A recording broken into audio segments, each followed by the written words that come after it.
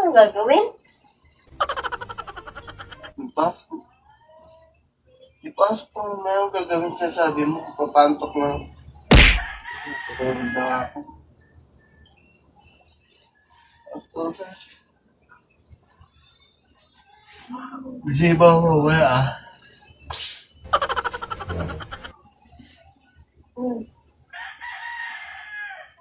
Ito, nagano ka agad. Ano gagawin? Ano bang gagawin?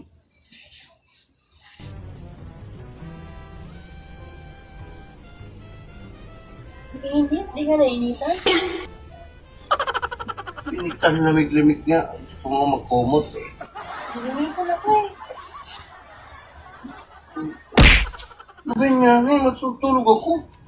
Matulog ka? Nainitan nga ako eh. May ginagawa mo. Ayos ka nga. Tulog nga may pasok ka mamaya. Tao na itong kulit ay.